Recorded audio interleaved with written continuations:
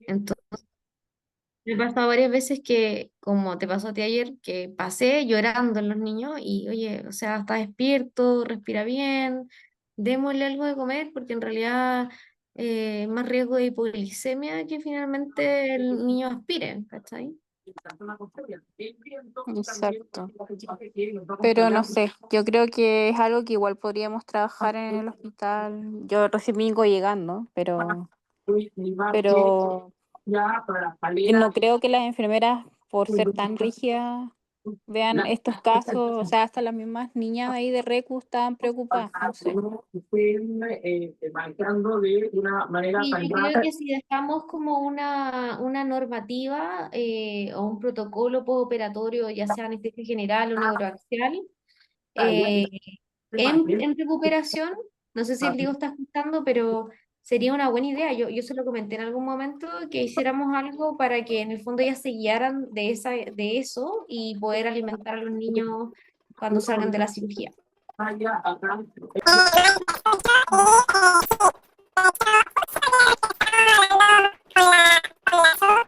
Se escucha como Diego, ratita.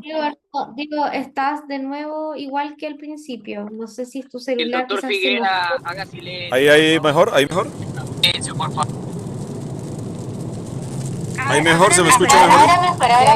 Ya sí. Ya, que mira, justo ayer estábamos con la SU al frente del pabellón 11 y llegó una de las enfermeras, ¿cierto, Su? Había Sí, es verdad. esperado casi 4 horas la recuperación de un chiquitito porque se van así como muy, muy rígidas con el tema del protocolo, creyendo que está estandarizado, que alguien de, no sé, 40 años después de una raqui puede esperar lo mismo que un niño de un año después de un procedimiento. En efecto, eso tenemos que hacerlo, lo vamos a hacer. Ahora estoy un poco más centrado con lo del tema de la anestesia para las posibles enfermedades mitocondriales, pero ese protocolo hay que hacerlo. Y la idea es que, claro, como dice la Roxana, cada vez es más flexible, netamente por un tema de que es evidente que entre más chico, con menos horas de ayuno, hay un montón de beneficios, ¿me entiendes? Y hay más confort, hay una infinidad de ventajas. Así que, claro, sí, la idea es hacerlo.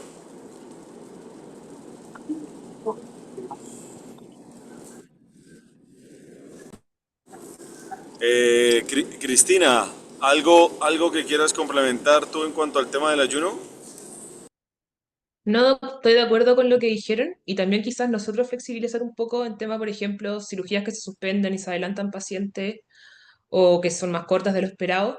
También flexibilizar ahí los horarios para que el siguiente paciente pueda entrar y no estar atrasando la tabla por un ayuno que quizás la mamá tenía considerado otra hora de ingreso a cirugía, que me pasó la vez pasada. Claro. Diego, bueno, una de las Punto, cosas es que, Rafael Figuera, ¿cómo estás? Cuéntamelo todo. una de las cosas es que ahí hay un traspaso de responsabilidad. Nosotros generalmente tenemos que tener presencia del anestesiólogo, tanto en el área de SMA como en el área de recuperación. En otros centros a nivel mundial está un anestesiólogo y es el anestesiólogo el que decide si el paciente está en condiciones de darle alimentos de una vez. E inclusive llegué a ver en otros centros que estuve que se le daban como más o menos el tamaño de la cápsula de café que se utilizan en las maquinitas que tenemos allí en el STAR. Y ese tamaño era un líquido que tenía, era como un poquito acuoso y además de eso era dulce. Y se le daba a los niños inmediatamente a la hora del postoperatorio. Eso calmaba mucho la ansiedad del niño y mejoraba el estado emocional del mismo. Pero la responsabilidad médica es intransferible. Tú no puedes pasarle esa responsabilidad a la enfermera porque hay enfermeras que tienen una capacidad, ¿entiendes? Para determinar si está bien, vamos a darle comida, y otras consideran que no.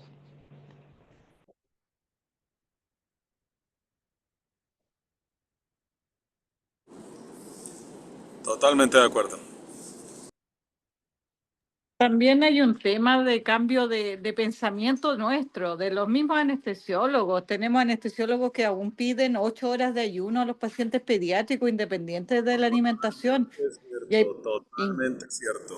y lo otro es que han suspendido a esta paciente porque se han comido una jalea o porque se tomaron un vasito de agua o se lavaron los dientes y tragaron 2 sorbos de agua.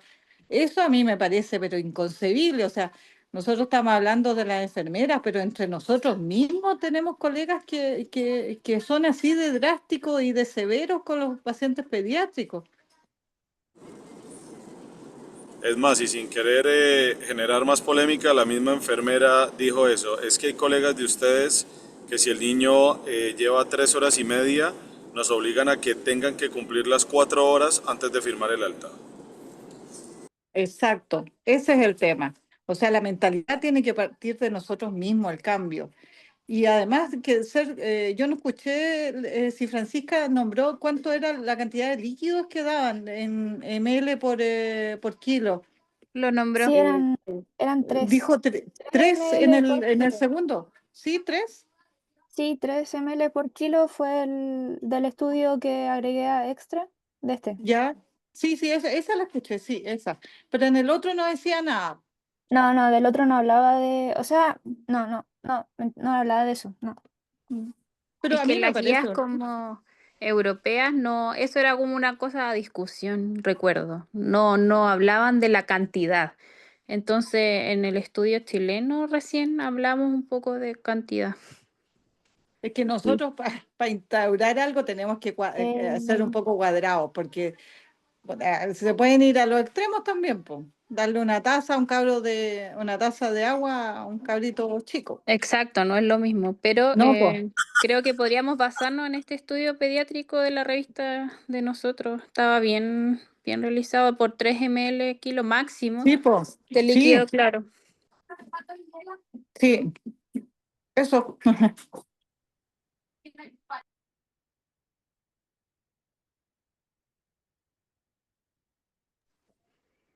Sí. Ya, súper Francisca, entonces. Empecemos con los temas de los becados. Ya. Gracias. Ya, yo puedo presentar ahora. Ya, dale, Cristian. Voy a compartir.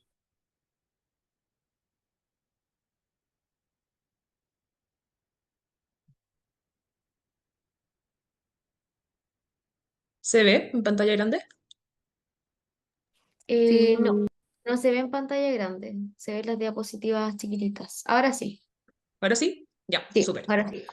Bueno, buenas noches a todos. Hoy voy a presentarles sobre anestesia en el paciente prematuro. Una hoja de ruta, lo que vamos a ver hoy. Primero una introducción del tema, unas definiciones y un poquito la epidemiología. Después las consideraciones fisiológicas en esta población, consideraciones farmacológicas, manejo anestésico tanto en el pre, intra y postoperatorio, síndromes asociados que son relevantes para nosotros en el tema de la anestesia y algunas conclusiones sobre el tema. Primero, para introducir un poquito, la OMS define prematuro como un nacimiento vivo antes de las 37 semanas de edad gestacional. Y acá los dividían en distintos grupos que también van a tener una morbimortalidad asociada distinta. Prematuros moderados a tardíos, 32 a 37 semanas. Muy prematuros, 28 a 32 semanas. Y extremadamente prematuros, pacientes de menos de 28 semanas de edad gestacional al nacer. Y por otro lado, definen según el peso del paciente, que también a su vez tiene morbimortalidad asociada distinta, como bajo peso al nacer, menos de 2,5 kg, muy bajo peso al nacer, menos de 1,5 kg, y extremadamente bajo peso al nacer, menos de 1 kg. Se ha visto que 1 de cada 10 recién nacidos vivos actualmente es prematuro. Eso da al año 15 millones de nacimientos de prematuros. Es la principal causa de muerte en niños menores de 5 años y causa una discapacidad significativa y reducción de años asociada a discapacidad. La mortalidad mayor de esta población es en el periodo neonatal y va a aumentar, como dije, con el grado de prematuridad y con el peso al nacer del paciente. Y hay, como vemos, tasas de mortalidad entre las 24 y 28 semanas es 145 de cada 1000, que la verdad es que no es menor, y entre las 32 y 37 semanas, 5,4 de cada 1000 recién nacidos vivos. Estos pacientes tienen algunas consideraciones fisiológicas que tenemos que nosotros tener siempre en mente. Primero, a nivel del sistema nervioso central, es un cerebro que es mucho más vulnerable a cualquier noxa o cambios fisiológicos que pueda enfrentarse, tanto por inmadurez estructural y porque la autorregulación cerebral va a ser inadecuada y también inmadura. Entonces, fluctuaciones en el flujo sanguíneo cerebral van a tener un impacto bastante grande. Hay mayor riesgo de hemorragia porque los vasos en la matriz germinal, que es donde se originan las células del sistema central, son vasos más frágiles y es un epitelio, un endotelio, perdón, de solo una capa, que tiene mayor riesgo de sangrar y hacer hemorragias intraventriculares. Por otro lado, a la semana 22 se ha visto que las vías aferentes del dolor ya están desarrolladas. Entonces, a pesar de que la mielinización puede ser incompleta o puede ser más inmaduro, igual hay una respuesta similar a estímulos dolorosos. Igual si pensamos, hace muchos años se pensaba que los niños no sentían dolor, por ende se podía dar cirugía sin anestesia. La verdad es que desde la semana 22 ya experimentan el dolor igual que un recién nacido común y corriente. Y por otro lado, se agrega además que las vías inhibitorias ascendentes maduran a partir de la semana 32. Entonces, en este periodo de tiempo entre medio pueden hasta sentir el dolor con más intensidad que un recién nacido de término. A nivel pulmonar, los bronquiolos terminales y la producción de surfactante comienza en la semana 24, pero esta no se completa, como sabemos, hasta como la semana 34 o 36, y los primeros alvéolos comienzan a aparecer en la semana 28. Los neumocitos tipo 2, que son los que se encargan de la producción de surfactante, no van a ser plenamente funcionales hasta la semana 34 a 36, por ende, este es el periodo en el cual, ¿no es cierto?, está indicada la maduración pulmonar. La superficie de intercambio gaseoso en los prematuros se dice que es de 0,3 metros cuadrados, que si lo comparamos con un recién nacido de término, que son 4 metros cuadrados, o un adulto que es entre 50 y 100 metros cuadrados, vamos a ver que hay una diferencia muy importante en cuanto a la superficie que va a tener el paciente.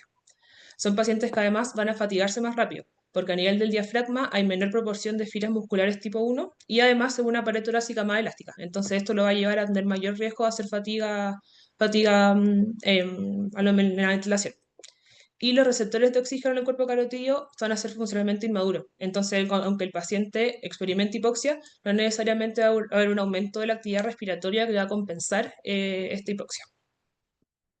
A nivel del corazón, hay menor densidad de elementos contráctiles y por también un corazón más inmaduro, es un corazón que va a ser más sensible a los fármacos depresores cardíacos, que la mayoría de los fármacos, o muchos de los fármacos que usamos nosotros en anestesia van a ser depresores cardíacos, y va a tener una menor respuesta a fármacos inotrópicos.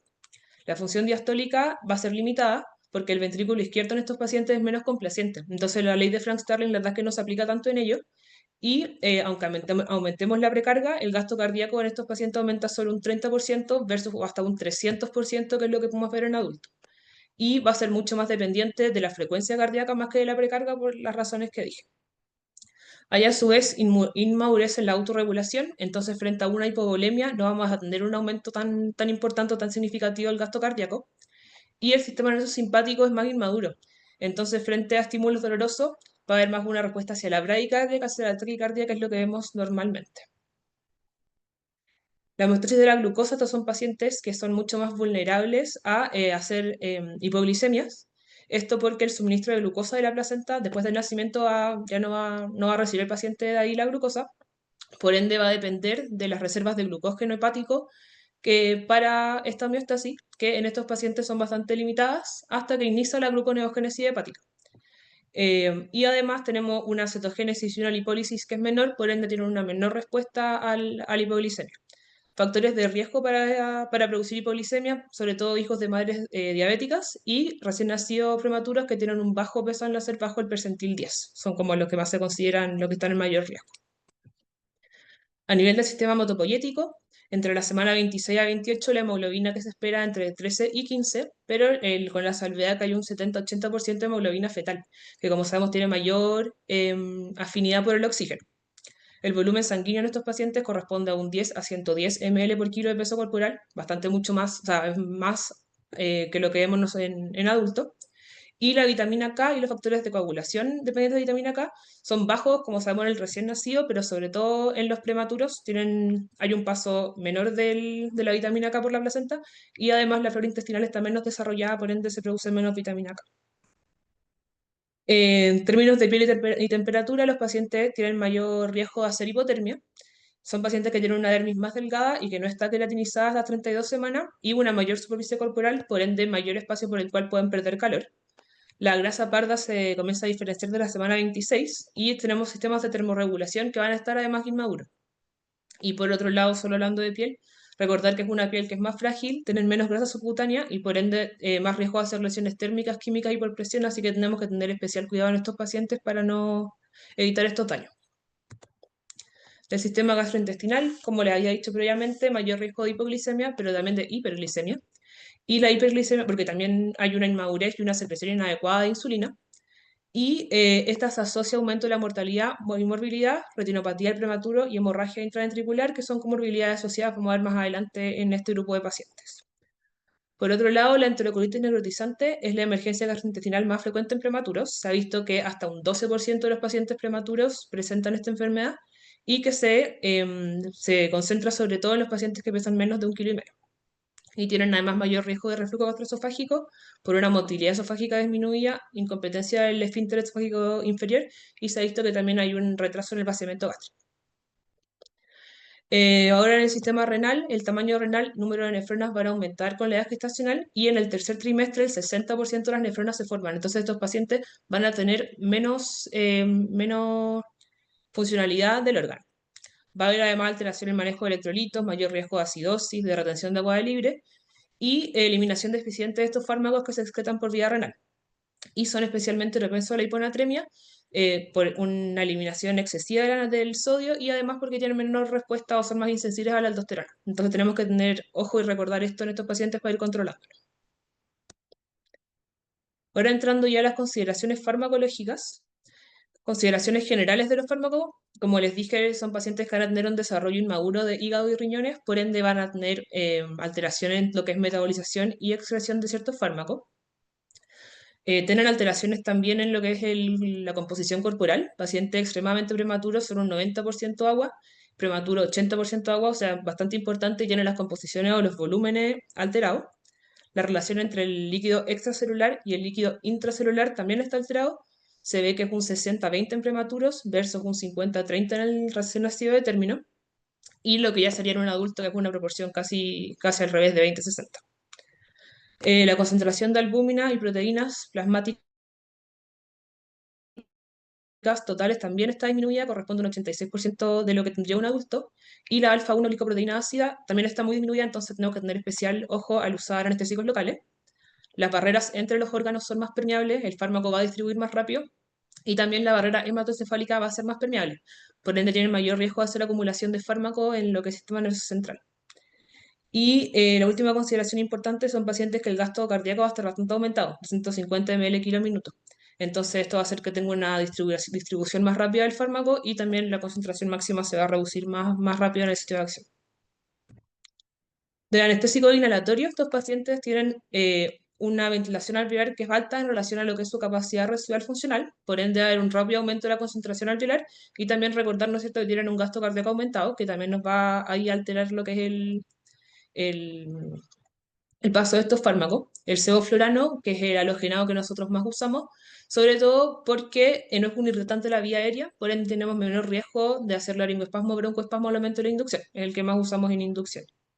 Y a medida que va aumentando la edad postmenstrual, aumenta el MAC y el tiempo de inducción en pacientes prematuros. Así que siempre recordarnos, ¿cierto?, cuál es la edad gestacional del paciente al cual nos estamos enfrentando. Mencionar rápidamente distintos anestésicos intravenosos y bloqueadores neuromusculares que nosotros usamos. Recordar que tiene una distribución rápida por este aumento del gasto cardíaco y también a su vez los niveles plasmáticos van a caer rápidamente, entonces vamos a necesitar dosis de inducción mayores. El midazolam en recién nacidos tiene una vía de media eliminación de 4 a 6 horas versus 22 horas en prematuro, es una diferencia bastante importante. Esto es sobre todo por inmadurez de enzimas hepáticas, la CYP3A4 y la 3A5. Y también se ha visto que tiene mayor riesgo de hacer movimientos tipo Corea, mayor riesgo de convulsiones, entonces quizás no se recomienda tanto el uso de midazolam. La ketamina es otro muy buen fármaco, recordar que sí produce hipersecreción de vía aérea e hiperreflexia, por ende mayor riesgo de laringoespasmo. Y pacientes que tienen shunt cardíaco de izquierda a derecha, tenemos mayor riesgo de intensificarlo. El propofol, por otro lado, se ha visto que en esta población de pacientes tienen mayor riesgo de hacer síndrome de infusión de propofol, Se ha visto también con el uso de una sola dosis, ya tienen un riesgo aumentado, entonces se contraindica el uso continuo. Y además un fármaco que basalmente produce hipotensión, entonces puede inducir o agravar un chante de derecha e izquierda. Y leí, no sé si es que efectivamente es así, que en menores de un mes igual no se recomienda en general el uso de propofol. Y la succinilcolina, bloqueador neuromuscular, que tiene mayor riesgo estos pacientes de hacer hipercalemia, tienen estos receptores de la unión neuromuscular que son inmaduros fetales, y sobre todo porque muchas veces tienen trastornos musculares no diagnosticados. Entonces eso además nos aumenta el riesgo. Ya entrando al manejo anestésico propiamente tal, consideraciones generales de estos pacientes, bueno, como todos los pacientes, anamnesia exhaustiva y un examen físico de, de todos los sistemas, e intentar identificar si que tiene algún síndrome genético, alguna anomalía asociada que nos va a presentar quizás algunas dificultades más adelante. Indagar bien enfermedades concomitantes del paciente, si tiene anomalías craneofaciales, cardiopatía, enfermedades pulmonares crónicas, etc. Y al examen físico, ver el estado general del paciente, turgor de la piel, mucosa, nivel de las fontanelas, sobre todo para el estado de hidratación que trae el paciente en el preoperatorio. Aquí un cuadrito de resumen, ¿no es cierto? Ver en el caso de la madre y la historia de la madre, si es que tiene incompatibilidad RH, si es que hay hijo de paciente diabética, alguna infección o uso de drogas y alcohol. Siempre ver bien la edad gestacional y el peso del paciente, porque como dije, en los pacientes que son prematuros más extremos, con muy bajo peso al nacer, tenemos más mortalidad. Si es que hubo algún evento perinatal, como el Apgar, si es que hubo asfixia neonatal, la aspiración de meconio, etcétera, uso de algún fármaco, alergia a posibles fármacos, y sé que tiene estas comorbilidades asociadas como distrés respiratorio, hemorragia intraventriculares, retinopatía del prematuro, ductus arterioso persistente, que son cosas que tenemos que tener en mente para tomar ciertas decisiones más adelante. Otra cosa muy importante en los prematuros es el riesgo de apnea. El síndrome de apnea bradicardia se define como una pausa en la respiración regular de más de 20 segundos o puede ser de menos tiempo si es que se acompaña de bradicardia y o cianosis. Y la bradicardia en estos casos se define como menos de 30 latidos por minuto. Se ha visto que esto puede ser tanto por inmadurez a nivel central, pero que también puede ser por obstrucción a nivel periférico. Entonces son como los dos, como apnea por obstrucción más que por una cosa de inmadurez del sistema nervioso central. Y que a las 60 semanas de edad postmenstrual ya este riesgo disminuiría. Y esto, ¿por qué no es importante? Porque si que vamos a poner un paciente electivo de manera ambulatoria, si es que es prematuro, idealmente que haya cumplido 60 semanas de edad menstrual, que es la suma de la edad gestacional más la edad del paciente como crónica, y menos de eso necesitamos tener una monitorización por este riesgo de apnea que pueda hacer después. Si es que es cirugía urgente antes de las 60 semanas de edad postmenstrual, se recomienda un monitoreo de apnea y bradicardia durante toda la noche con saturación y el trazado electrocardiográfico. Y si es que durante las primeras 12 horas tenemos estas fases de apnea, el paciente tiene que ir a una unidad de cuidados intensivos para seguir la monitorización.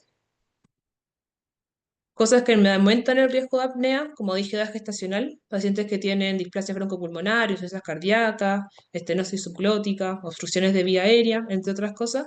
Y en el perioperatorio, pacientes que entran ya a la cirugía con anemia, con hipocalcemia, pacientes hipóxicos, hipotérmicos e hipoglicémicos. Entonces, todos estos son factores que nosotros podemos ir manejando para disminuir el riesgo de la aparición de este evento. Tiempos de ayuno, volviendo un poquito a la presentación que vimos antes, tiempos de ayunos prolongados aumentan el riesgo de cetoacidosis, deshidratación e hipotensión después de la inducción anestésica. Y se ha visto que si es que se da leche materna hasta 4 horas, 3 horas antes del procedimiento y líquidos claros hasta 2 horas antes, son pacientes que van a tener menos hipotensión y hasta menor dolor postoperatorio después de la cirugía. Para el manejo de la hipotermia, como ya había mencionado antes, estos pacientes son de alto riesgo porque tienen una mayor superficie corporal, una piel que es más delgada, con poca grasa subcutánea, un agua corporal bastante aumentado y la compensación frente a la hipotermia son mecanismos que están poco desarrollados, entonces tenemos que ser muy, muy cuidadosos para evitar la pérdida de calor, ya sea por convección, conducción, evaporación y radiación. Consecuencias de la hipotermia a largo plazo, o sea, en el periodo perioperatorio, aumenta el efecto de las drogas, mayor riesgo de apnea, de hipoglicemia, de acidosis. Y por otro lado, también se aumenta, ¿no es cierto?, la liberación de noradrenalina, mayor consumo de oxígeno. Entonces, al final no le estamos haciendo ningún favor al paciente y es algo que nosotros podemos manejar de manera relativamente fácil.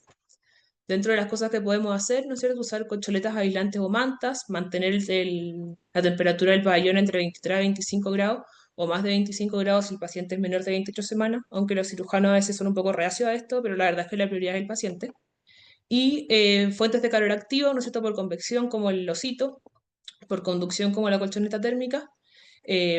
Usar filtros intercambiadores de calor para perder ahí durante la ventilación mecánica calor y calentar los líquidos de infusiones que vamos a proporcionar al paciente. Muchas medidas, la verdad, bastante simples, pero que nos pueden hacer una diferencia bastante importante. Vía aérea en estos pacientes, ¿qué es lo que tenemos que tener en consideración? Hay algunas diferencias fisiológicas probablemente de esta población. Son respiradores nasales obligados en esta etapa de la vida. Tienen una glotis que, a diferencia del adulto que está como AC5, está más AC4. Una epiglotis que es más larga, en general tiene más forma de omega, más estrecha, entonces esto nos puede dificultar un poco la visualización de las cuerdas vocales. En pacientes prematuros en general se usan tubos SYNCAF. ¿Y cómo saber que no está fugando? Debería fugar cuando se usan presiones sobre 20-25, menos de eso no debería fugar. Acá recomendaban una fórmula para ver a qué profundidad dejar el tubo, y es del margen gingival 6 centímetros más 1 centímetro por kilo de peso corporal del paciente. Y acá abajito dejé una tablita para, ¿no es cierto?, tener el recordatorio de qué tamaño de hoja del laringoscopio y qué tamaño de tubo usar en cada paciente, y a qué distancia dejarlo más o menos, ya sea pues, si que se hace una intubación orotraqueal o nasotraqueal.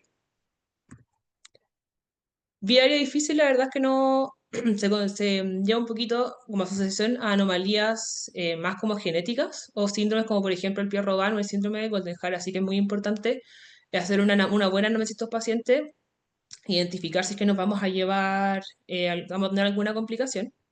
En el paper que usé, ellos recomendaban si es que tenemos una ventilación difícil o de saturación a pesar de la intubación, usaban el acrónimo DOPES, que tenemos que ir viendo paso a paso qué es lo que nos podría estar dando esta dificultad, ya sea que se movió el tubo, que se obstruyó el tubo, el paciente ya puede tener un neumotórax, revisar que no haya una falla en el equipo y ver que el paciente, por ejemplo, o sea, que por ejemplo no haya sido intubación esofágica o alguna otra cosa ahí, estómago específica.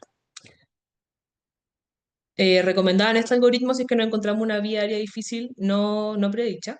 Primero, medidas básicas, obviamente, tener un nivel de anestesia adecuado, un buen relajo muscular y la maniobra de Burp, la recomendaban también. En caso de después de 2 intentos no conseguirlo, se puede usar máscara laringea y usar el fibrobroncoscopio para ver qué es lo que podemos hacer. En caso de conseguirlo de esta forma, a ver si es que a través de la máscara laringea se puede hacer una intubación. Si no, ver, dependiendo obviamente del tipo de cirugía, si podemos seguir con la cirugía solo con máscara laringea o si tenemos que despertar al paciente. La verdad es que es bastante similar a lo que usamos en adultos también. ¿Cuáles son las metas que vamos a tener en términos de presión arterial y perfusión? Recordar a estos pacientes tenemos reflejos baroreceptores que son más débiles, entonces frente a una hipovolemia vamos a tener una respuesta, una compensación que la verdad es que está bastante disminuida en comparación con pacientes mayores. Cuando tenemos que dar tratamiento, disminución de presión sistólica bajo el 20% o que baja el percentil 5 a 10, idealmente mantener la PAM sobre 30 y antes de la semana 30 una frecuencia cardíaca sobre 120-160 latidos por minuto más o menos. Idealmente, ya, sabemos que la precarga la verdad es que no es un condicionante tan importante, pero sí mantenerla, ellos recomiendan soluciones isotónicas balanceadas con 1 o 2% de glucosa y con una velocidad de 10 ml kilo hora. El ancho de manguito para tomar la presión debe ser 40% de la circunferencia del brazo superior medio, y aunque el uso de la diuresis la verdad es que es limitada en este grupo de pacientes, ellos dan un target como de 1 a 2 ml kilo hora. El uso de oxígeno en prematuro y recién nacido, la verdad que puede ser desventajoso si lo usamos así liberalmente. Esto nos puede producir hasta disminución del flujo sanguíneo cerebral, aumento del estrés oxidativo y radicales libres. Entonces no es llegar y darle a todo paciente FIO2 del 100%, sino según sea necesario y de manera intencionada. Y valor objetivo en prematuro, tampoco esperar que nos saturen 100% en todo momento. Tener un valor como 88-94, la verdad es que en ello es bastante adecuado. Hidratación, como ya lo había dicho previamente, solución electrolítica isotónica balanceada. En general lo pasan a 10 ml kilo hora para el mantenimiento del intraoperatorio. Se vio que el uso de esto reduce incidencia de hiperglicemia e hiponatremia. Como también dije previamente, tener un control de la glucosa intraoperatoria bastante riguroso por este riesgo que tienen estos pacientes de hacer tanto hipo como hiperglicemia. El uso de coloides como albúmina Se pueden usar en caso de que necesitemos restaurar el volumen intravascular, aunque no esté indicado el uso de sangre, pero los estudios decían que la verdad es que tienen resultados menos controversiales. Y como también dije previamente, meta de diuresis 1 a 2 ml kg en caso de poder cuantificar diuresis en estos pacientes. Las transfusiones también es otro tema que es discutible o debatible. No hay así como una guía que diga exactamente en estos casos esta cantidad de glóbulos rojos tenemos que pasar. Lo que sí, hemoderivados tienen que ser negativos para citomegalovirus. Los umbrales de transfusión en prematuros sin hemorragia va a depender más de la edad postnatal y del estado cardiorrespiratorio del paciente más que de un número solamente de la hemoglobina. En general, en pacientes que no estén en ventilación mecánica y que no requieren oxígeno, ellos dan un target de 8,5 de hemoglobina. Y en caso de que sea un paciente quirúrgico con una hemorragia activa, sí usa el umbral es más alto. Los volúmenes, la verdad es que variaban mucho según lo que leí, entre 5 a 20 ml por kilo de glóbulos rojos, y había poca evidencia para transfusiones de plasma, plaqueta en prematuro y también uso otras cosas como por ejemplo el ácido tranexámico, no había así como una evidencia clara que dijera en estos casos tal cantidad. Otro tema importante, la analgesia en estos pacientes nos puede ayudar a prevenir reacciones agudas al dolor como taquicardia, hipertensión y sobre todo, y muy importante, la hipertensión pulmonar, sobre todo pacientes cardiópatas, y efecto a largo plazo del dolor como hiperalgesia persistente, crecimiento atrofiado, alteración del desarrollo motor, cambios neuroendocrinos y cognitivos, y apoptosis neural en un paciente que está en un momento como tan vulnerable, la verdad es que idealmente evitarlos. El uso de opioides, también hay algunas diferencias en este grupo de pacientes. La densidad de receptores de opioides va a ser menor que en adultos. En el hipocampo es menos del 14% de los adultos, en el troncoencéfalo es como alrededor de un 40% de lo que tenemos en adultos. Entonces, esto que nos dice, el paciente va a tener un mayor riesgo de depresión respiratoria, porque tiene una densidad como comparativamente mayor en troncoencéfalo, pero no así como con el mismo nivel que nos va a causar depresión respiratoria, quizás no vamos a conseguir, ¿no es cierto?, analgesia suficiente con el uso de opioides. El fentanilo puede producir un poco de irritación de vía aérea, por ende mayor riesgo tanto de laringo como broncoespasmo, y el remifentanilo, como complicaciones propias del fármaco, riesgo de tórax leñoso si lo usamos en dosis muy alta, y bradicardia, que como dije antes, el gasto cardíaco del prematuro depende mucho de la frecuencia cardíaca, entonces reduciríamos también mucho el gasto cardíaco. Anestesia regional es una muy buena opción en estos pacientes, da una excelente calidad de analgesia, sin recordar que va a haber mayor fracción libre al anestésico local porque hay menos concentración de proteínas plasmáticas. Y como tenemos un gasto cardíaco aumentado, va a haber mayor absorción vascular y una absorción también más rápida del anestésico local desde el tejido. Entonces va a haber una concentración plasmática inicial más alta y también van a durar menos por esto mismo. Y la anestesia espinal, que también se puede usar si los niños en general o los recién nacidos tienen un mayor recambio de líquido cefalorraquídeo y mayor volumen, por ende va a haber menor duración y vamos a necesitar dosis también más altas.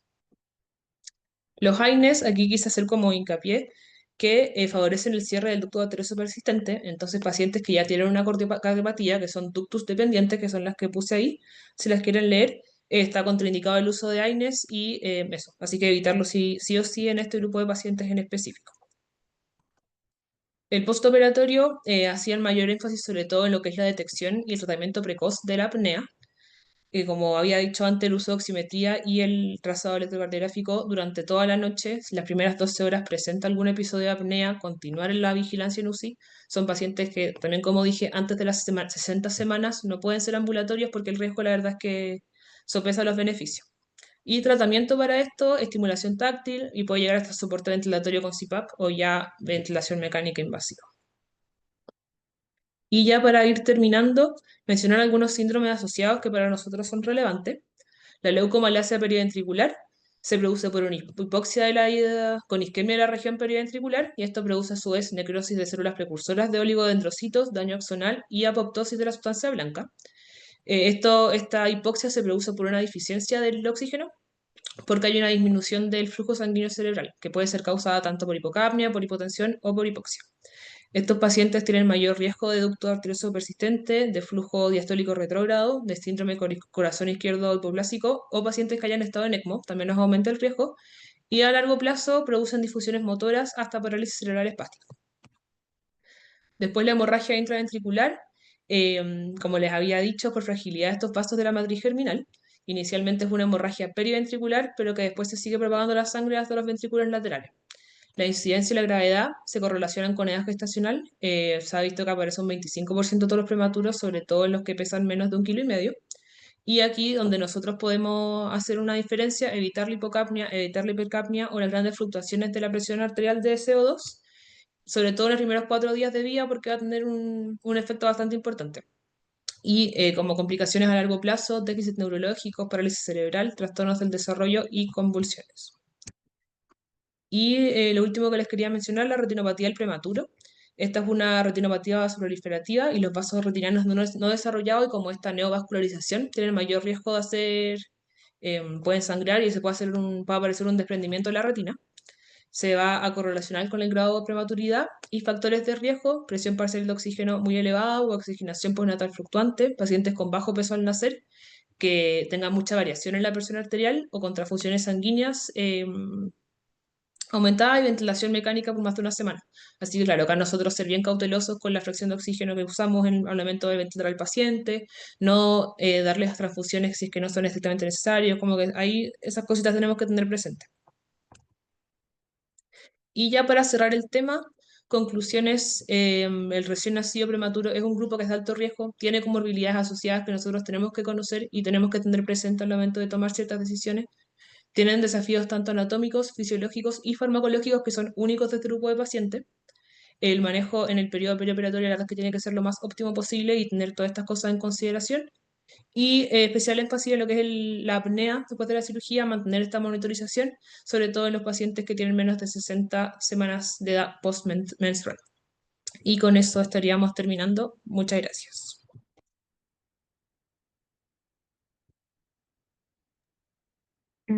Cristina, eh, súper bien. En verdad, muy, muy completo. Un tema bastante extenso y tiene muchas particularidades por órgano. O sea, uno tiene que estudiar al paciente prematuro porque es un paciente totalmente diferente. O sea, hay que tener consideraciones especiales en la ventilación, en el gasto cardíaco, en la volemización, en la mantención de la temperatura, en los fármacos. Creo que lo abarcaste súper bien. eh, y bueno, lo más importante en el fondo es considerarlo al momento de dar la anestesia, ¿ya? No es lo mismo que un niño de término, eso es súper importante. Yo he visto intoxicaciones en pacientes prematuros por el mal uso de los medicamentos. Así que es súper importante que todo lo que mencionaste lo aplique al momento de tener un paciente prematuro. Son súper frágiles, y cada una de las consideraciones en el fondo va a generar mayor seguridad para el paciente. Las transfusiones, la verdad es que yo me he hecho un par de neo, no tengo tanto N, la doctora Garrido debe tener más y debe tener más experiencia, pero la verdad es que no he transfundido tanto, ¿ya? A no ser que el paciente venga con una cirugía como una emergencia neonatal, con harta pérdida de sangre, que en el fondo igual uno lo va viendo en la repercusión más bien hemodinámica, pero en la frecuencia, como tú dijiste, porque estos niños dependen, el gasto cardíaco depende de frecuencia, uno generalmente pone como límite su PAM que no baje menor a 30, pero no es como nuestro límite de seguridad, sino que más bien la frecuencia lo que nos da la tranquilidad de que el gasto se mantiene, ¿ya? En cuanto a la ventilación, son niños que en realidad como tú dijiste, su capacidad residual funcional es bajísima, una ventilación alveolar aumentada, un alto consumo de oxígeno, por lo tanto son niños que saturan súper rápido. Las intubaciones son bastante complejas porque en general tienes un tiempo limitado para invadir esa vía aérea, son muy pequeñas y son muy laxas. Y bueno, la vía aérea es distinta totalmente, entonces la manipulación es distinta. Ahí la doctora Garrido te va a dar más tips. A mí me gustó mucho la presentación, lo encontré súper ordenado, súper claro, así que te felicito. Eso. No sé si la doctora Garrido, la Roxy o Diego quieren hacer un comentario. Te felicito, Cristi. Estoy lavando la loza. Mira, te felicito, Cristi, porque de verdad que muy, muy Bien completo. lavada, bien lavada. Pero, de verdad, el recién nacido prematuro es un desafío siempre. O sea, si alguien piensa que el que ha hecho ya 20, 30, se las ganó todas, no. Cada recién nacido tiene un tremendo, como siempre tiene alguna sorpresa, siempre tienen algo que uno tiene que estar pendiente, es un desgaste también. Pero si bien son frágiles, tienen siempre cosas tips que uno tiene que considerar. El uso, por ejemplo, que yo siempre critico, el uso de este flash de oxígeno, que no sé, es verdad, desaturan rápido, pero no es por usar flash de oxígeno, que lo hacen varios colegas y en la desesperación por la desaturación y todo. Siempre monitorizar sangrado. El sangrado es vital. Son pacientes que tienen la bulimia, son dependientes de su bulimia en realidad. Y lo otro, bueno, lo básico, lo que ya dijiste, monitorizar temperatura, glicemia. Eso.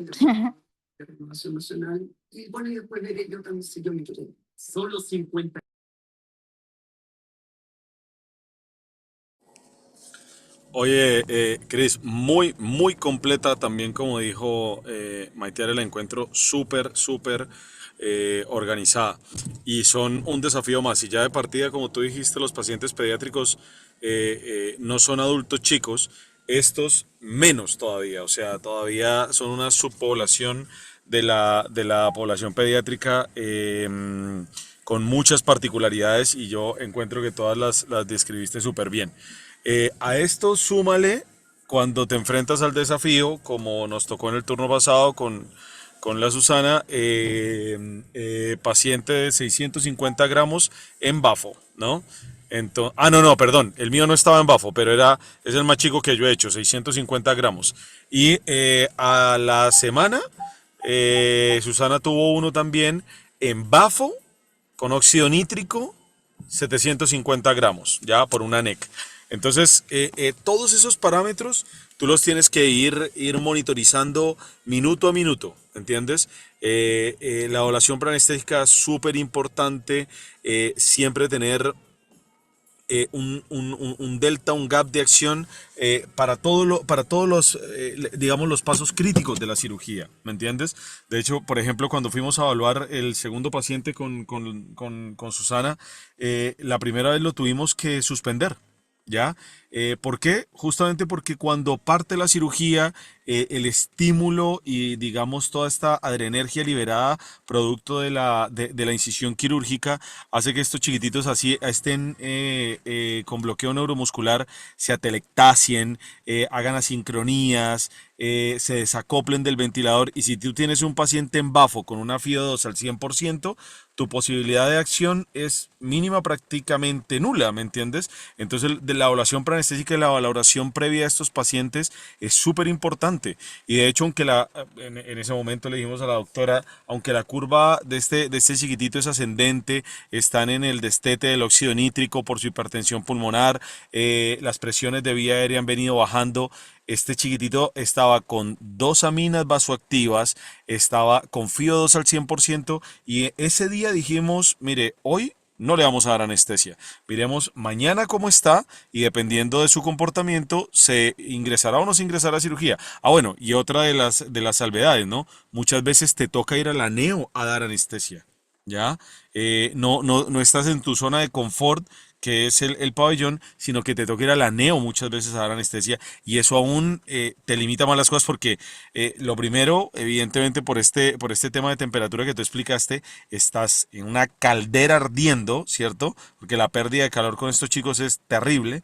Y aparte de eso, no estás en tu medio. Entonces, eso te dificulta aún más la administración de la anestesia. Esos son desafíos bastante significativos. No sé si Roxana quiere comentar algo. Nada, encontré súper completa la presentación, como todos han dicho.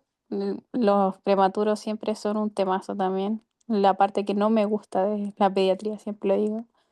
Em, porque siempre, siempre uno se encuentra sorpresas, nunca lo pasa bien en esa cirugía, nunca está tranquilo uno en esa. Em, yo no, como recién egresada, no he tenido la oportunidad de darle anestesia a bebecito tan chiquitito, sí como becada, pero claro, ahí hay más respaldo. Y lo mismo, ir a la neo y salir de la zona de confort en un prematuro siempre es más terrible, así que mm, no sé, horrible. Pero buena presentación de la Cristi. Acotar que en temperatura siempre no olvidar ponerle gorrito a los bebés. Em, eso. O sea, Cristi, algo, o lo último que te quería decir, o en el fondo, no sé, una sugerencia o en el fondo sí, una sugerencia. Cuando tú des neo, o sea, a mí me lo enseñó un profe, tienes que ser súper ordenada. Y yo te aconsejo que cuando, por ejemplo, sea menor a 1 kilo, tengas una hojita, ¿ya? Y todas las drogas que tú vayas a necesitar, las calcules por kilo y tengas tu hojita. Ten calcio, ten todo lo que puedas necesitar, sobre todo estos pacientes que vienen graves de la neo con alguna emergencia neonatal quirúrgica, muy ordenada, muy ordenada. Trata de planificarte bien, tener todas tus drogas ordenadas. Las diluciones son clave, o sea, tenés que estar súper ojo, sobre todo si tenés un técnico que no hace neo frecuentemente. Entonces, trata de, no, bueno, ojalá te toque con la doctora Garrido, pero trata de practicar tú diluir las dosis de los neonatos para que te acostumbres en el fondo a hacer esas diluciones que algunas veces son bien complejas, ¿ya? Y como también son bien dependientes de calcio, acuérdate siempre de tener calcio disponible en esa bandeja, sobre todo en los neos. ¿Ya? Bueno, obviamente lo que también habían mencionado acerca de los requerimientos basales, clave también, súper importante que lo tengas presente en todos los pacientes de neo. Y eso, lo que dijo la Cristi es verdad, nosotros allá en el San Borja vestíamos a las guaguitas para las enterocolitis necrotizantes, etcétera, gorrito, eh, bueno, de estas como poníamos, cubríamos las piernas, tapábamos la pierna después de ponerle como una, no sé, era en un apósito, no sé, era algo bien extraño, y le cubríamos las rodillas hacia abajo con un plástico, a pesar de que estaba en la cuna radiante, con el calor de la cuna y el pabellón hirviendo, pero todo eso ayuda a mantener la temperatura. Yo creo que cuando vayas teniendo con la doctora vas a ir practicando y dándote cuenta de todo, todo lo que se hace y todo lo que uno se prepara para un neonato, ¿ya? Así que eso, súper bien, ya, nada más. Súper, muchas gracias.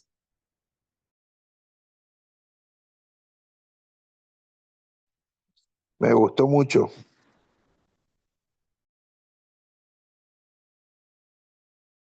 Ya, sigamos con el Mirko, última presentación.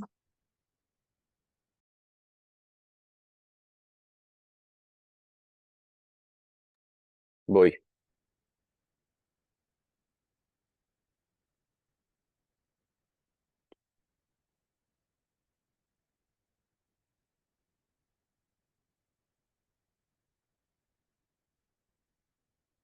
¿Se ve mi cámara?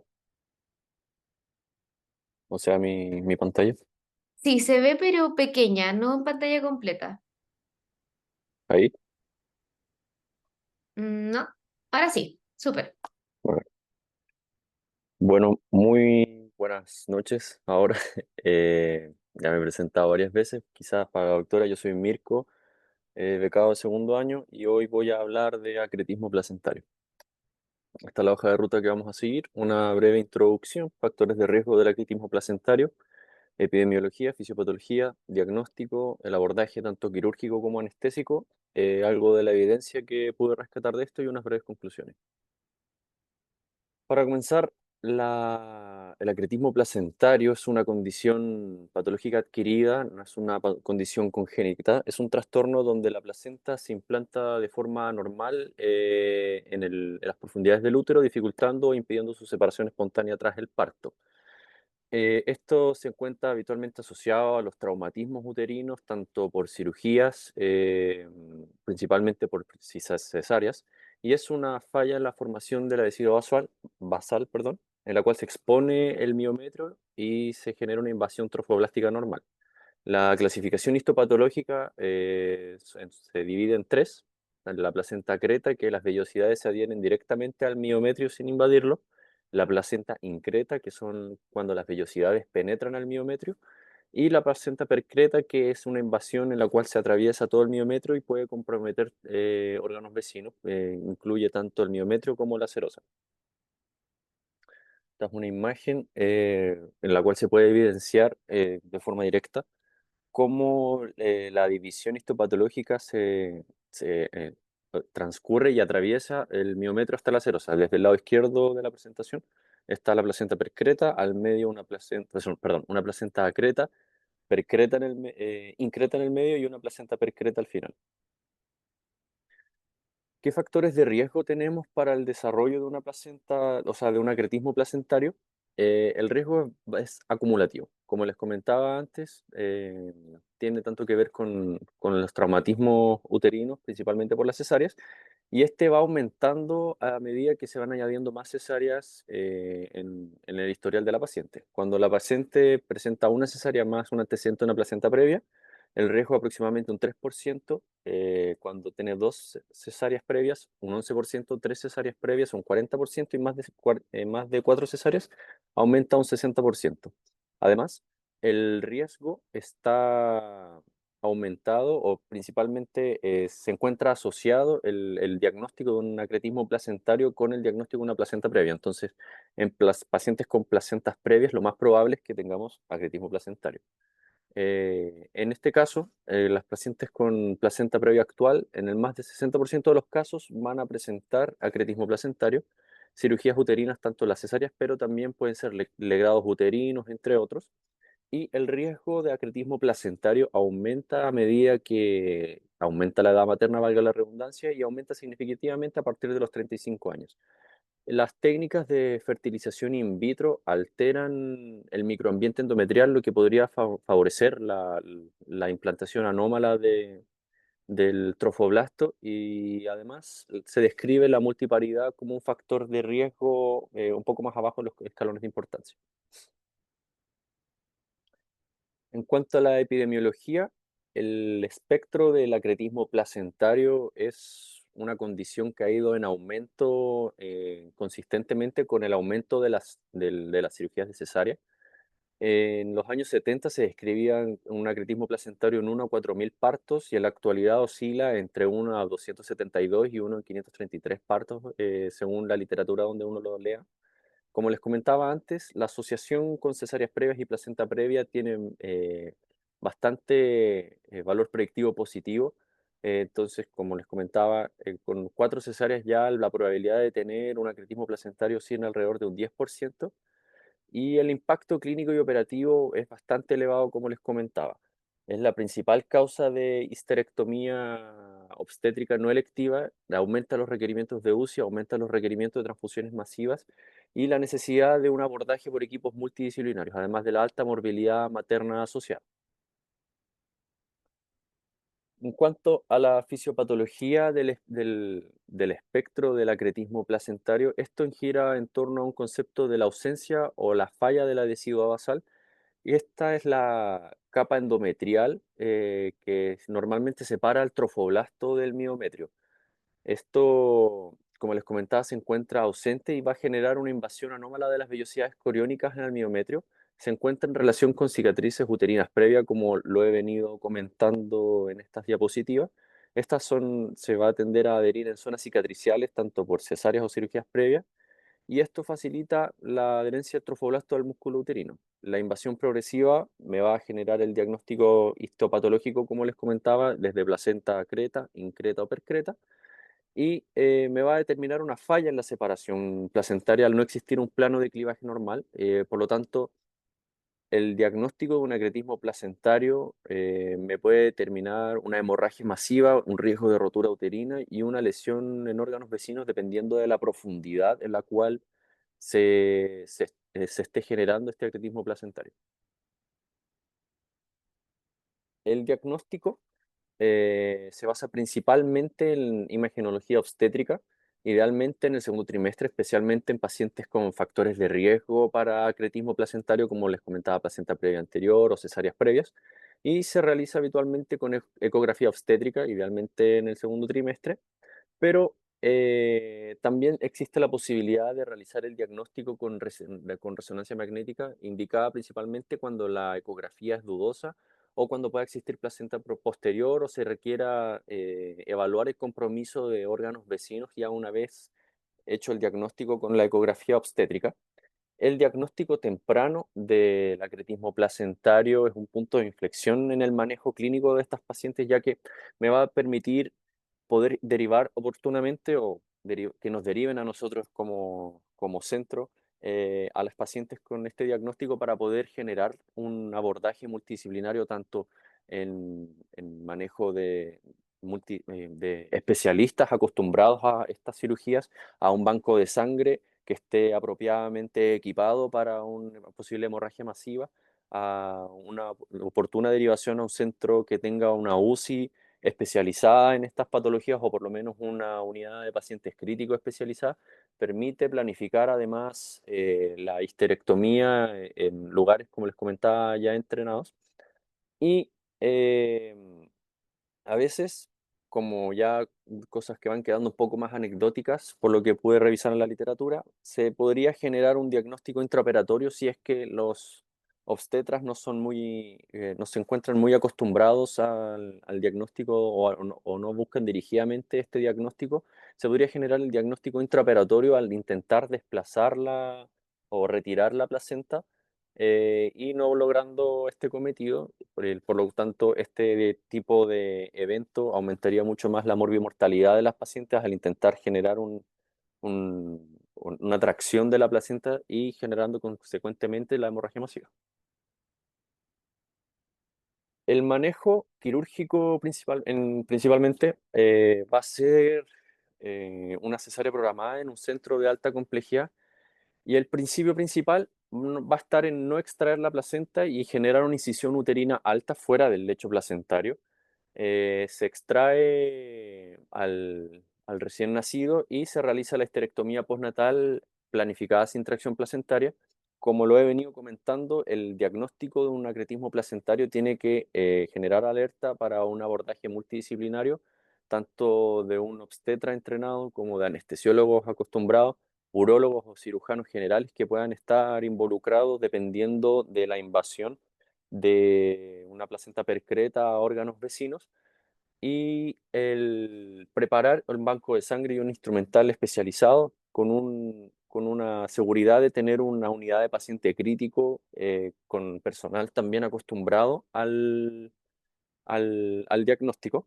Además, se describe que en placentas percretas el uso de catéteres profilácticos ureterales se sugiere, en placentas percretas bien digo, para identificar correctamente las estructuras, los uréteres y poder generar un correcto abordaje, ¿cómo decirlo?, hemostático y no pasar a llevar estructuras que no se encuentren comprometidas también.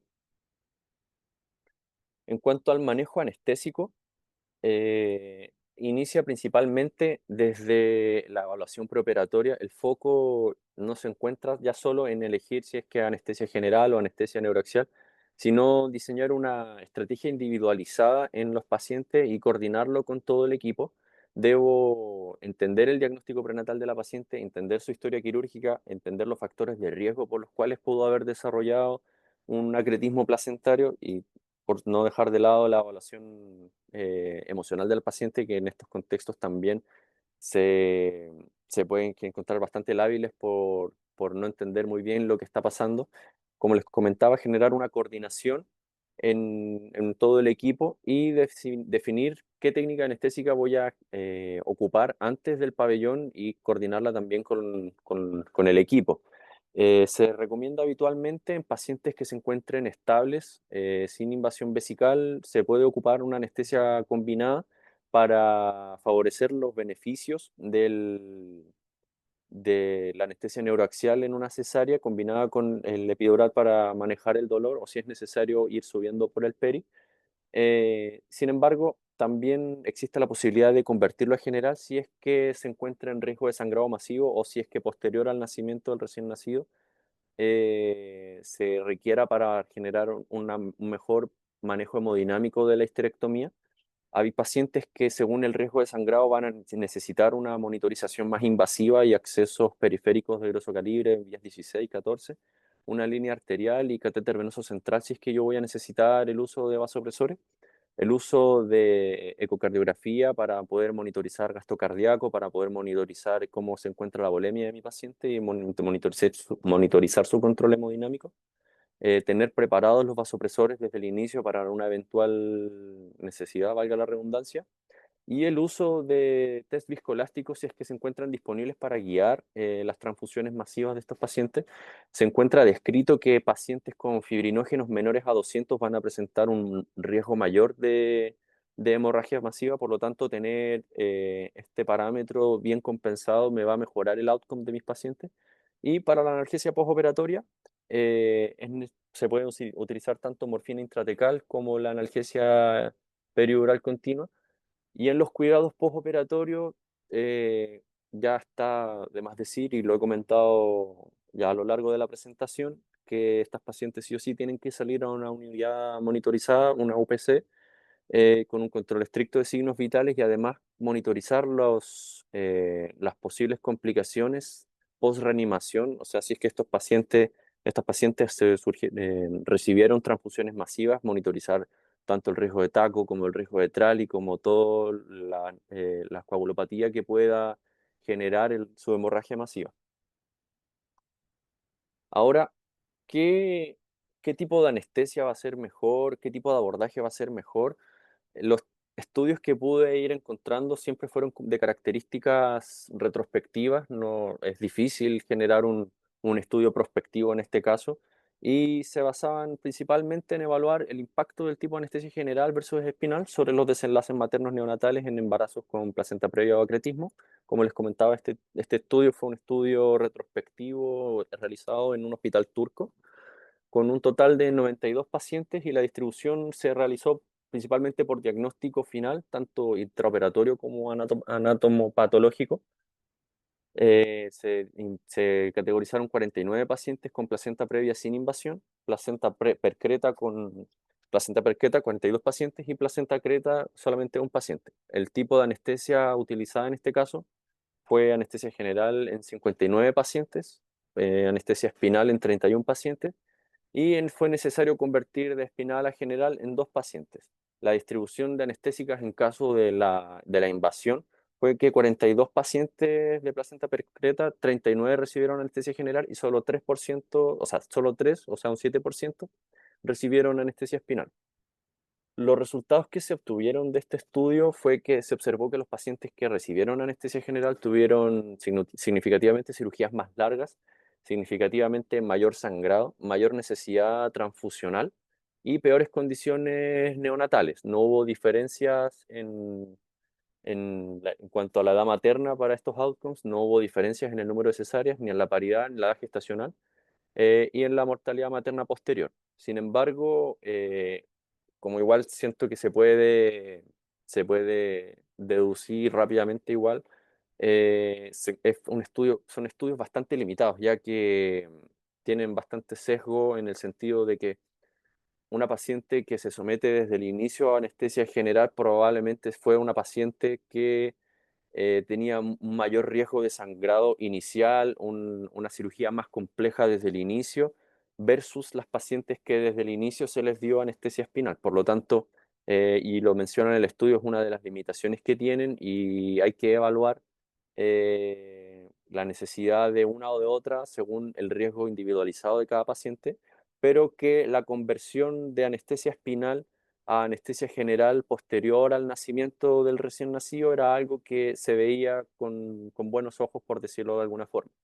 Y en general los estudios que pude encontrar eran todos más o menos similares en este sentido, por lo que les comentaba que es difícil diseñar un estudio prospectivo al respecto.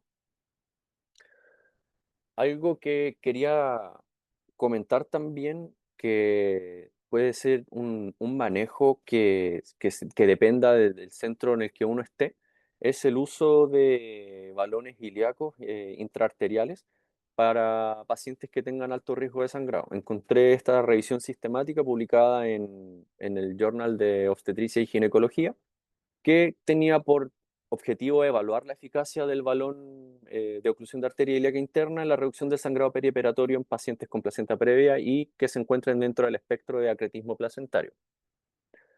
Se incluyeron principalmente 3 revisiones sistemáticas que se publicaron, o sea, perdón, ensayos clínicos autorizados que se publicaron hasta el año 2023 con los siguientes criterios de inclusión: mujeres embarazadas con diagnóstico de placenta previa, o espectro del acretismo placentario y sometidas a cesárea con y sin colocación de balón en arterias ilíacas internas.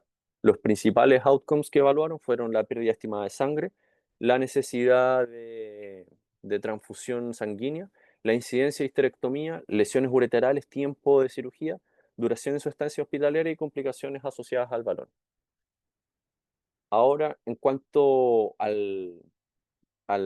los resultados, quizás son un poco contradictorios a los que uno desde el inicio podría esperar, ya que la pérdida sanguínea fue mayor en pacientes con uso de balón versus los otros pacientes que no tenían. En 2 de 3 estudios mostraban estos resultados. En 2 estudios se mostró unas transfusiones más frecuentes en pacientes con uso de balón. La tasa de histerectomía fue más alta en el uso de balón, al menos en un estudio, y las complicaciones fueron mayores en pacientes que fueron ocupados balones intraarteriales, tanto como trombosis, isquemias y complicaciones vasculares. Sin embargo, al igual que en, en los estudios anteriores, tiene bastantes limitaciones este tipo de estudios, ya que tampoco se describen los subgrupos en los cuales fueron ocupados los balones, qué tipo de riesgo tenían los pacientes. Solamente se describen si se utilizaba o no si se utilizaba. Por lo tanto, al igual que en el análisis anterior, puede que en pacientes que sí tengan más riesgo de sangrado y se ocuparon los balones, claro, uno podría decir, si son pacientes más graves, voy a necesitar mayor tiempo de cirugía, voy a necesitar mayor transfusión. Por lo tanto, es algo que todavía no queda bien definido, sino que, como la mayoría de los papers en este caso, recomiendan su evaluación individualizada. En cuanto, o sea, ahora para ir finalizando, unas breves conclusiones. La incidencia del espectro de acretismo placentario se encuentra en aumento, como les comentaba, principalmente por el alza de cesáreas. El diagnóstico prenatal con ecografía o resonancia es crucial para planificar un manejo multidisciplinario y poder coordinar de buena forma tanto con los equipos de obstetricia como los de urología, cirugía, intensivo y todo.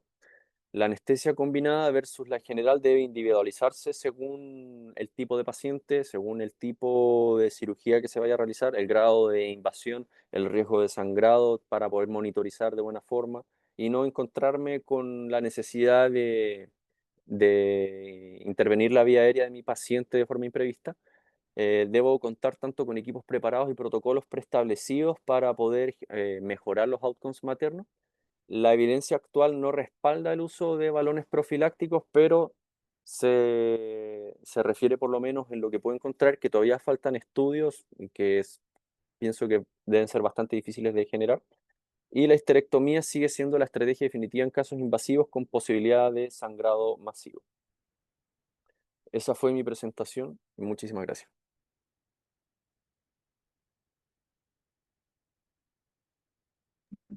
Mirko.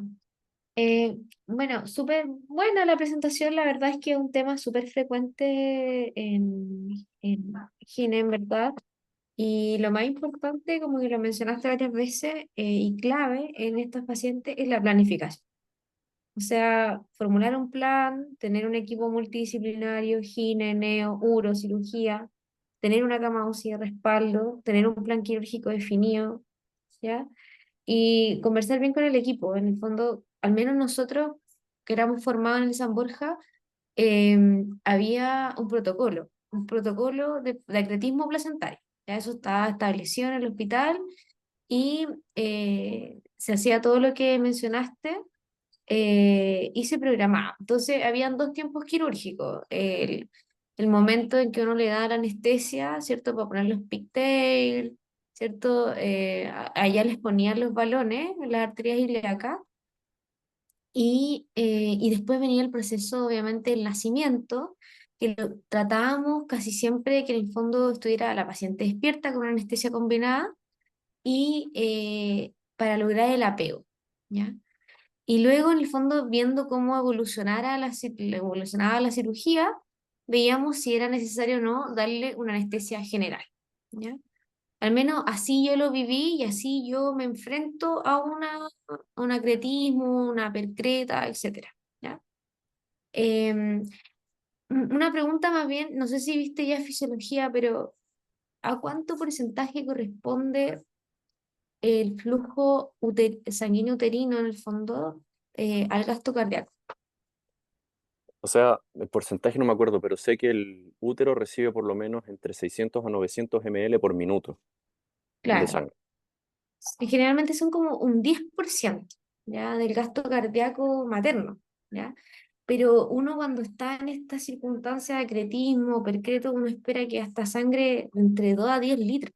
O sea, cuando tú veas a una paciente así en el hospital, eh, nosotros no tenemos protocolo de transfusión masiva, pero sí reservar todo. O sea, no vas a reservar 2 unidades de glóbulos rojos, ¿ya? En el fondo eso vas a quedar corto, evidentemente.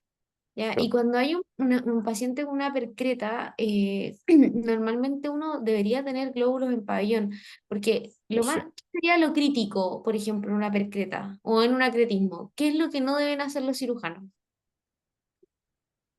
O sea, se me ocurren muchas cosas, pero no intentar mantenerla como el control hemostático lo mejor posible. O sea, intentar no Claro, dañar vasos importantes. o sea, no tocar la placenta, ¿cierto? Eso es lo Ah, a crítico, eso se refiere. Claro, no sacar la claro, placenta. no, eso es lo que tienen que evitar, ¿ya? Sí, Y obviamente los pacientes que tienen un alto riesgo de sangrado, la histerectomía es un tratamiento, ¿cierto? sí. Y eso es súper importante, médico, cuando tú vayas a pasar a una paciente, que sea conversado con la paciente, ¿ya? O sea, existe la posibilidad de que pueda irse a una histerectomía y eso también tiene que estar escrito en el consentimiento informado. A nosotros nos pasó una vez, pasamos a una paciente con una percreta, no se le informó, despertó obviamente, terminó con anestesia general y se le hizo una esterectomía. Entonces, después hubo obviamente una demanda, qué sé yo, porque tú también formas parte de eso, ¿ya? O sea, en el fondo el plan tiene que ser compartido entre todos los que forman parte de la resolución del caso. Em, y, ¿qué más te iba a preguntar? Son pacientes que no responden muy bien a útero tónico, así que si es que se piensa mantener el útero, tienes que irte con uterotónicos potentes, Claro. ¿ya? Inicialmente. O sea, no partir con oxitocina, si fue un acretismo y quieren mantener el útero y te lo informan, Ah. eh, ir con uno mucho más potente. Em, Eso, entonces te iba a hacer una pregunta así cortita. ¿Qué pedirías tú? ¿Cómo sería tu plan anestésico para una paciente con un acretismo placental? Así en 5 puntos. ¿A Creta? ¿Sí? Eh, yo primero evaluaría el grado de compromiso, el grado de invasión de de la placenta, asegurarme de que, por ejemplo, si es una creta, increta o percreta, Ujú. evaluaría la necesidad, según eso, de monitorización invasiva, de transfusión masiva, avisaría al banco de sangre que tengo una cirugía con posible hemorragia masiva. Ya. Eh, vería la necesidad de intervención de más equipos.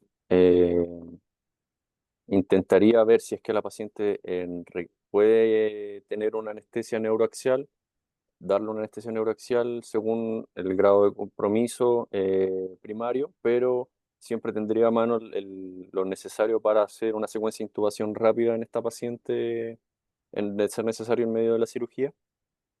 Eh, yo creo que tal vez por mi poca experiencia con percretas, tal vez yo le pondría línea arterial del principio solamente para no, o sea, quizás como de, como de precavidos más que nada, pero em,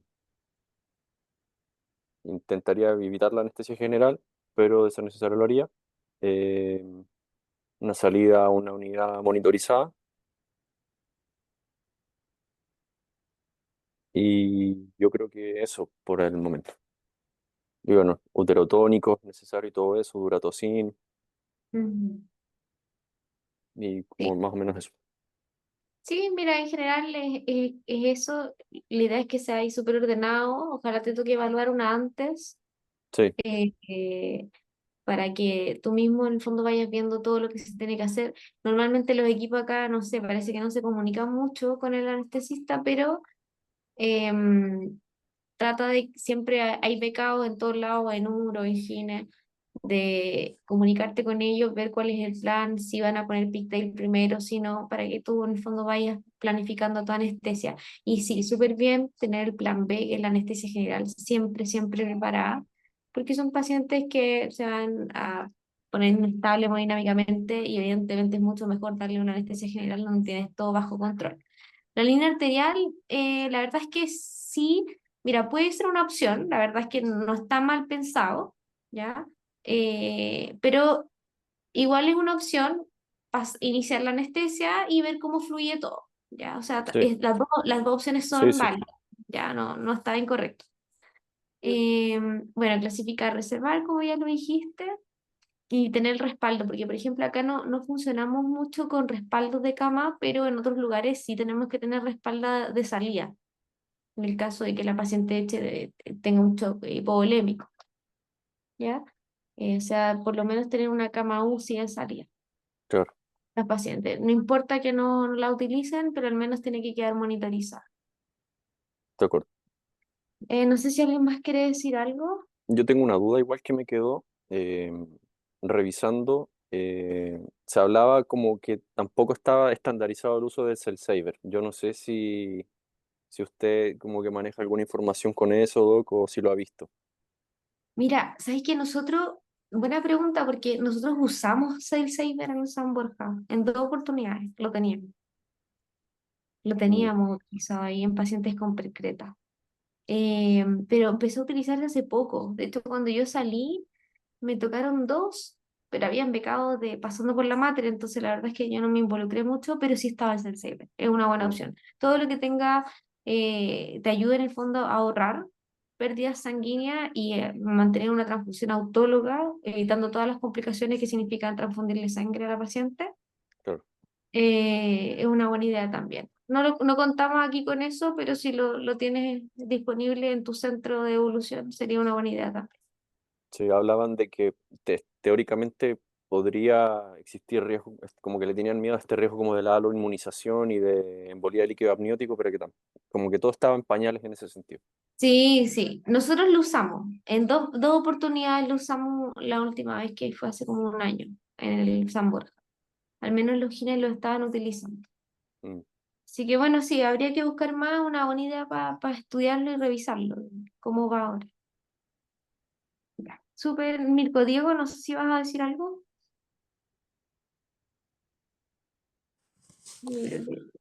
Mirko, muy buena presentación, bastante completa. Creo que las presentaciones tuyas y las de Cristina han sido de verdad bastante completas.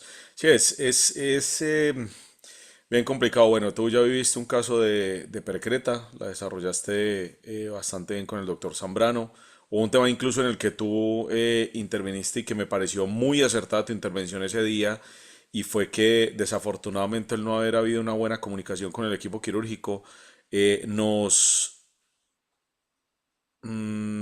advertiste no planificar eso delante de la paciente. Y eso te lo abono 100% porque evidentemente eso puede generar muchísimo más estrés para la paciente, como que estos locos, oye, que no saben ni lo que me van a hacer. Entonces, eso es súper importante, ¿ya? Y sí, desafortunadamente en ese momento pasó eso, al final, y gracias a Dios sobre la marcha se pudo arreglar y todo salió bastante bien.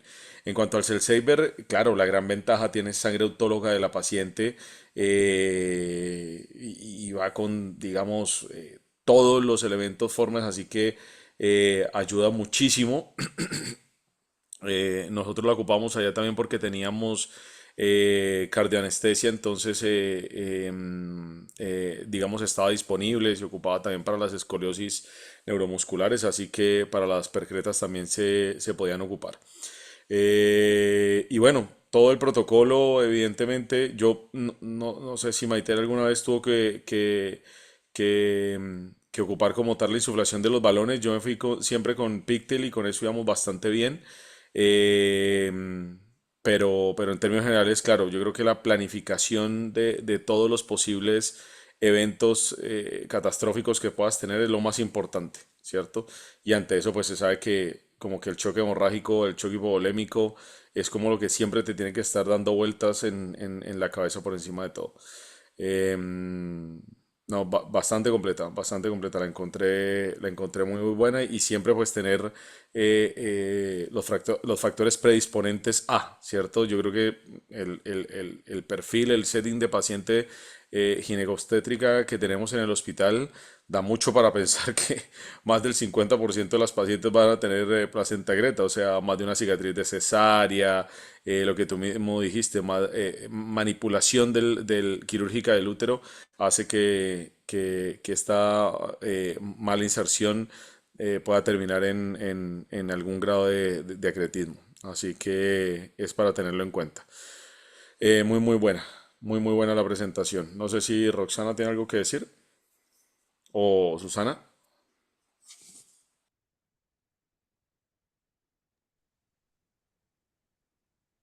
Muy bueno, Mirko, muy bueno. Gracias, doctor.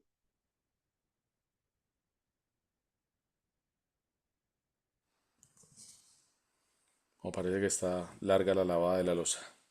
No se Así preocupe, doctor.